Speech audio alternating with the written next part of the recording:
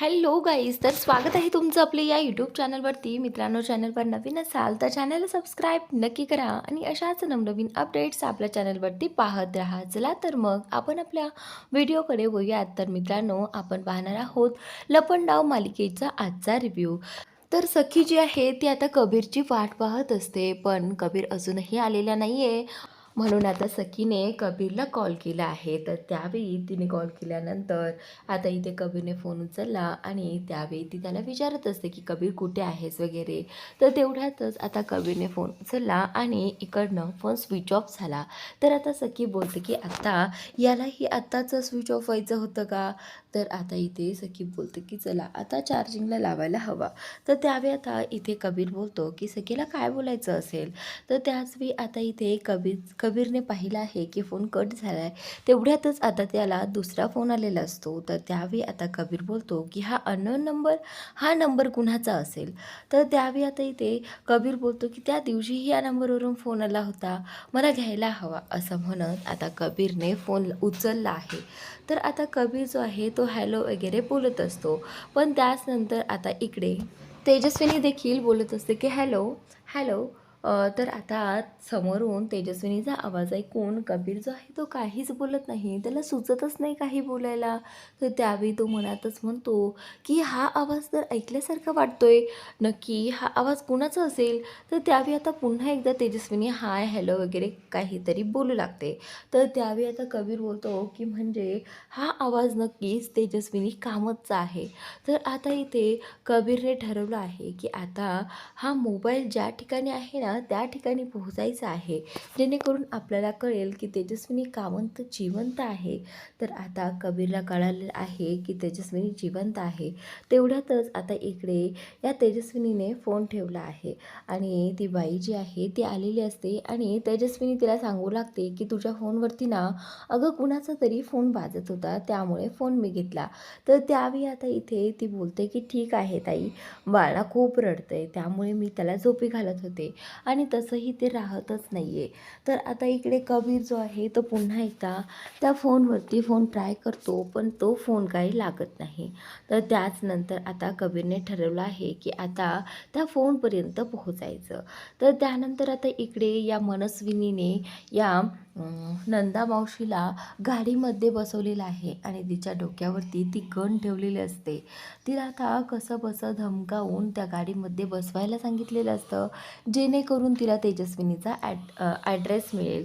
तर आता इकडे हा कबीर भर पावसात आता त्याने ठरवलं आहे की काही करून तेजस्विनी कामतला शोधून काढायचं. तर आता तो देखील निघालेला असतो. तर आता ही जी मनस्विनी आहे तिने गाडीत बसली तरी त्या नंदा मावशीवरती गन रोखून ठेवलेली असते. तर त्यावेळी आता नंदा मावशी जी आहे ती त्या मनस्विनीला म्हणू लागते की हे बघ मनस्विनी, अगं ती गन खाली जरी ठेवली ना मी काही करणार नाही बाई, तू आधी ती गन खाली ठेव. तर त्यावेळी आता मनस्विनी तिच्याकडे पाहू लागते आणि थोड्याच वेळात मनस्विनीने ती गन त्या तिथेच ड्रॉवरमध्ये खाली ठेवलेली आहे. तर त्यावेळी आता ही जी नंदामावशी आहे ती सारखी त्या गनकडे पाहत असते, कारण ही सरकार जी आहे ती नेहमीच तिला त्या गन दाखवून तिला घाबरवत असते. मनस्विनी जी आहे ती त्या नंदा मावशीला बोलते की पुढे कुठे जायचं आहे, बोल लवकर, तेजस्विनीचा ॲड्रेस सांग. तर आता नंदा मावशी जी आहे ती पुढे एक एक रोड सांगत असते की ह्या साईडने घे, त्या साईडने घे, इकडे गेल्यानंतर तेजस्विनी येईल. आणि असं तिच्या सांगण्यावरून इथे मनस्विनी गाडी चालवत असते. तर त्याचनंतर आता इकडे हा जो कबीर आहे तो देखील भरधाव वेगाने चाललेला असतो. त्याला माहिती आहे की तेजस्विनी जिवंत आहे आणि आता तिला काही झालं तरी मी शोधून काढणारच आणि सखीच्या डोळ्यातलं पाणी जे आहे ते त्याला मिटवायचं असतं आणि म्हणूनच त्याची ही सगळी धडपड असते. तर त्याचवेळी आता इकडे ही जी मोलकरीण आहे, जी त्या मनस्विनीची ते काम करायची, ती आता इथे तेजस्विनीला म्हणत असते की तेजस्विनी ताई, तुम्ही ना एक काम करा ना, बाळ खूप रडतं आहे, तुम्ही त्याला बघाल का. तर त्यावेळी आता तेजस्विनी जी आहे ती बोलते की ठीक आहे पिलू, तू माझ्याकडे ये, मी तुला खेळवते. तर आता इथे ही जी ही जी मोलकरीण आहे ती बोलते की ताई ताई, मी एक काम करते, मी त्याला आता ना झोपीच घालते. ठीक आहे, असं म्हणत आता इथे ती त्या बाळाला झोपी घालण्यासाठी पुढे जाते. तेजस्विनीला ते बाळ पाहून तिच्या सखीची आठवण होत असते. तेजस्विनी जी आहे ती म्हणते की मी ही माझ्या सखीला असंच सांभाळायचे आणि असाच जीव लावायचे.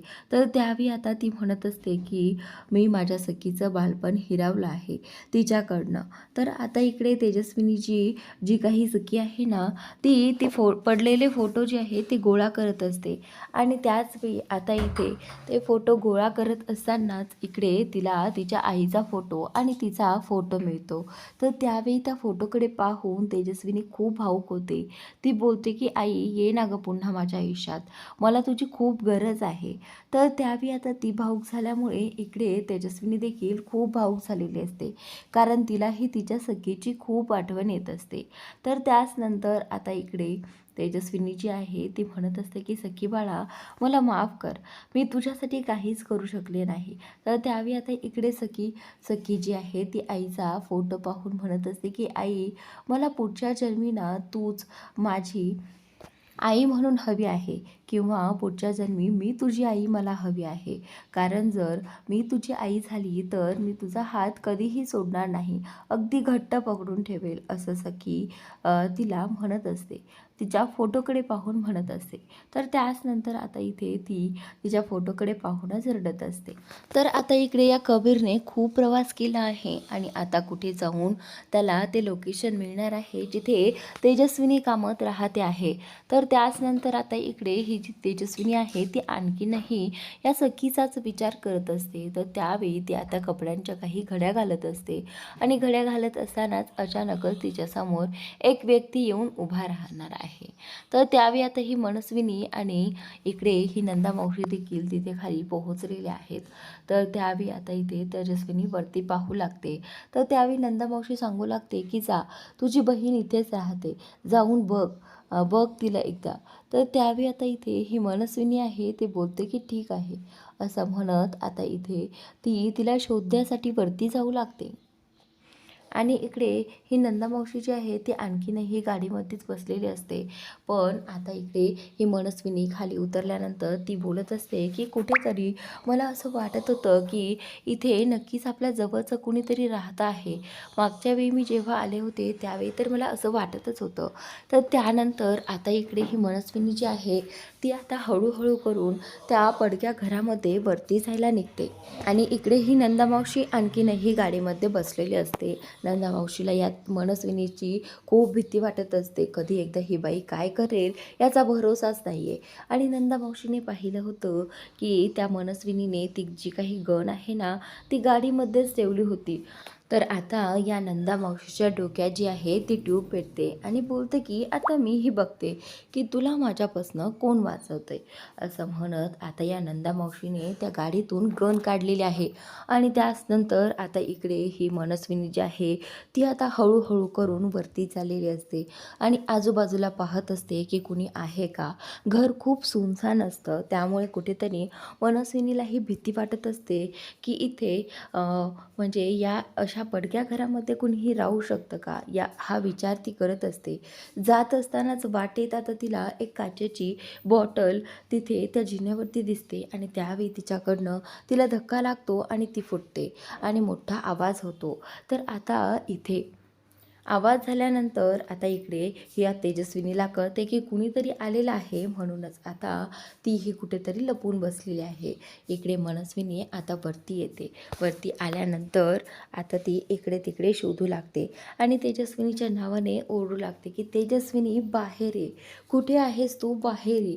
तर आता इथे तेजस्विनी ही नसते आणि कुणीच नसते.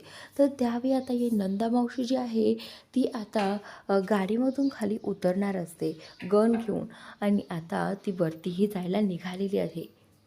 तर त्यावेळी आता ती म्हणत असते की मनस्विनी, आता तुझं काही खरं नाही आहे, तू प्रत्येक वेळी मला धमकी देतेस ना आणि मलाच त्रास देतेस ना, तर आता बघ आता मी काय करते. तर त्यावेळी आता ही मनस्विनी आणखीनही इकडे तिकडे आवाज देत असते, पण अजूनही कुणी तिथून बाहेर येत नसतं, म्हणून तिची चिडचिड होत असते. आता या नंदा मावशीने तर सांगितलं आहे की तेजस्विनी कामत इथेच राहते आहे, पण इथे तर कोणीच नाही आहे. तर त्यावेळी आता ती मोठ्याने ओरडते की तेजस्विनी बाहेर ये. तर त्यावेळी आता इथे तिच्यासमोर नंदा मावशी आलेली असते आणि नंदा मावशीने तिच्यावरती गन रोखलेली आहे. हे पाहून तिला खूप आश्चर्य वाटतं. खरं तर तिला हेच अपेक्षित होतं तिच्याकडनं. मुद्दाम या मनस्विनीने गन जी आहे ती तिथे ठेवून आलेली असते. तर त्यावेळी आता इथे नंदा मावशी जी आहे ती बोलते की सतत मला त्रास देतेस, सतत मला ही गन दाखवून भीती दाखवतेस. पण आता बघ, आता तुला कोण वाचवणार माझ्या तावडीतून, असं नंदा मावशी इथे मनस्विनीला म्हणत असते. तर त्यावेळी आता इथे मनस्विनी जी आहे ती बोलते की तुला ही गन मिळून ना तुझा काहीच फायदा नाही आहे, तर आता तू चालव, असं देखील ती म्हटली होती. तर त्यावेळी नंदा मावशी तिच्यावरती ती गन चालवायला गेल्या, पण त्या गनमधून एकही गोळी बाहेर पडली नाही, कारण त्या गनमध्ये गोळ्याच नसतात. गनमधल्या गोळ्या संपूर्ण तिने काढून घेतलेल्या असतात आणि तिने नवीन गनमध्ये त्या गोळ्या ठेवलेल्या असतात. तर त्याच वेळी आता या मनस्विनीने चमत्कारच केला आहे. मनस्विनीने तिच्या कमरेला घातलेली ती जी काही गन आहे ना दुसरी, ती काढली आहे आणि तिच्या डोक्याला लावलेली आहे. तर आता या नंदा मावशीचा तर पोपटच झालेला असतो, कारण तिच्या गनमध्ये गोळ्याच नसतात आणि ती जेव्हा गन चालवायला जाते ना तेव्हा त्यातनं काहीच बाहेर पडत नाही.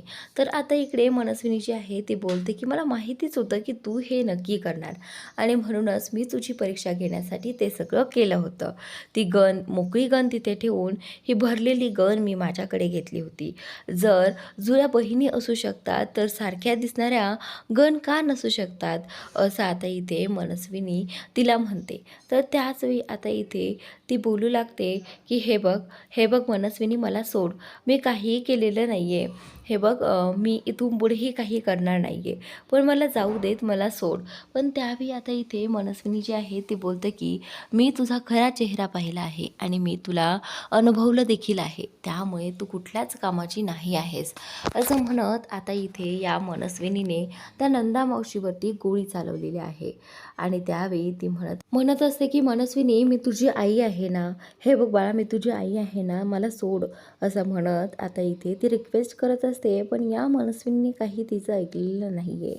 तर त्याच नंतर आता इकडे तिला वरती पाठवलेलं आहे आणि इकडे मनस्विनी जी आहे ती प्रचंड आनंदी असते की या नंदा मावशीला तिने वाटेतून हटवून टाकलेलं असतं. तर त्यानंतर आता इकडे मनस्विनी हा विचार करत असते की तेजस्विनी जर इथे नाही आहे तर खरंच ती जिवंत असेल का, की नंदा मावशी माझ्याशी खोटं बोलली असेल, काय असेल नक्की, हा विचार आता इथे ती करत असते. आणि इकडे ही तेजस्विनी जी आहे ती एका ठिकाणी उभी असते आणि तिथे तिच्यासमोर कबीर देखील उभा असतो.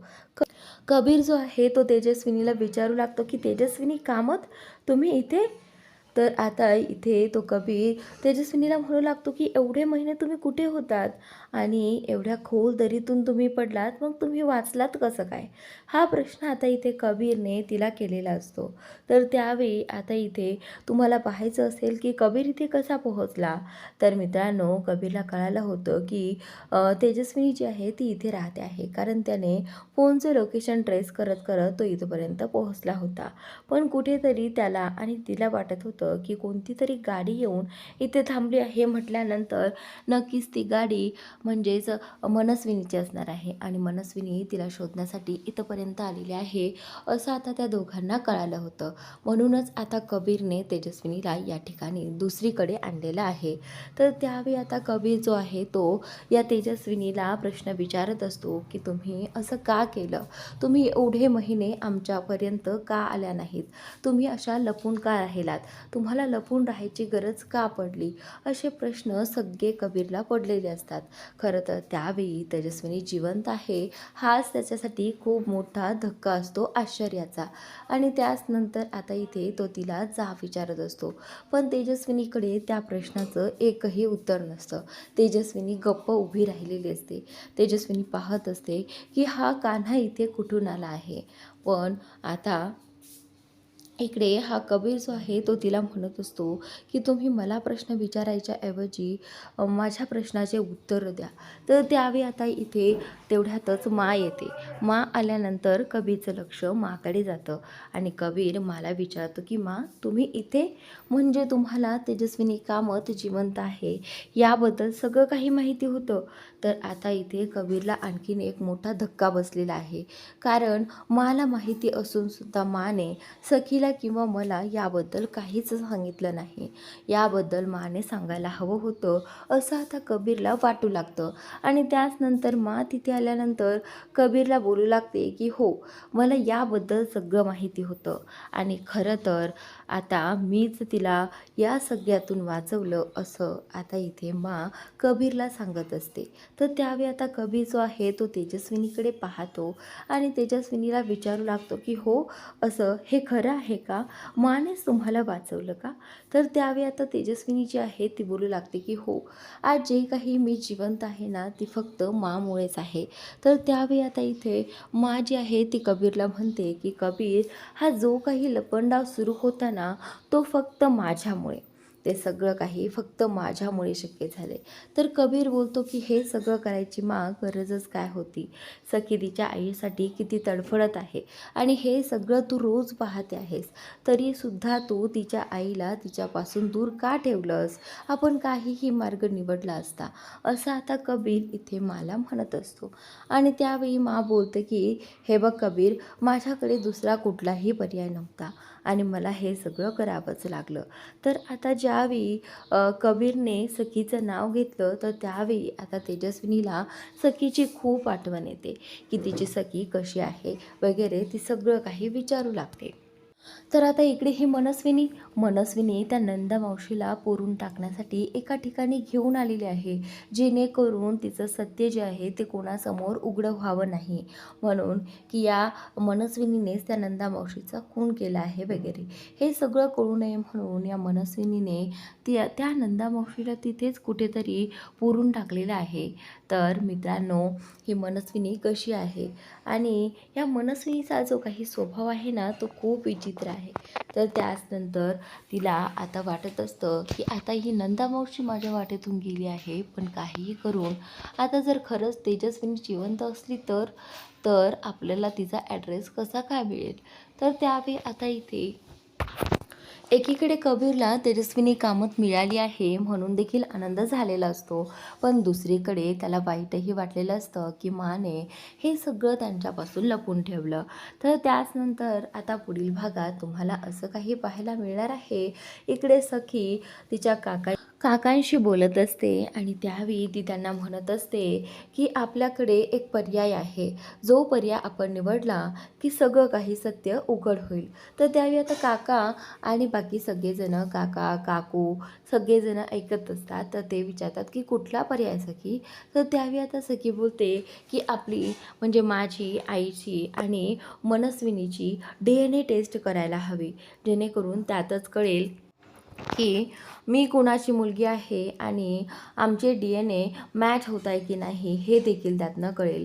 जर खरंच मी तेजस्विनी कामतची मुलगी आहे तर मनस्विनी कामतशी माझा मॅचच होणार नाही DNA टेस्ट. तर त्यावेळी आता सगळेजणं बोलतात की सखी, तू जे काही बोलते आहेस ना ते अगदी योग्य आहे आणि तसंच करायला हवं. सखीचा प्लॅन सगळ्यांना आवडलेला असतो, पण आता DNA टेस्टसाठी आपलं रक्त, म्हणजेच तेजस्विनीचं आणि सखीचं रक्त तर घेता येईल, पण मनस्विनीचं रक्त कसं काय घ्यायचं हा प्रश्न आता इथे त्यांना पडलेला असतो. पण मग या सगळ्यात आता ते मनस्विनीचं रक्त कसं काढणार आणि तिची टेस्ट कशी करणार, हा आता त्यांच्यापुढे खूप मोठा प्रश्न उभा राहिलेला आहे. तर मित्रांनो, आता कशाप्रकारे सखी त्यांचं DNA टेस्ट करेल हे पाहणं पुढील भागात रंजक ठरणार आहे आणि कबीर कशाप्रकारे सखीला सरप्राईज देतो की नाही, तेजस्विनी जिवंत आहे हे सत्य तिला सांगतो की नाही, हे पाहणंही उद्याच्या भागात रंजक ठरणार आहे. तर नक्की पहा आणि आपलं या यूट्यूब चॅनलला अजूनही सबस्क्राईब केलं नसेल तर सबस्क्राईब करा, जेणेकरून तुम्हाला अशाच नवनवीन अपडेट्स आपल्या चॅनलवरती पाहायला मिळतील. Thanks for watching.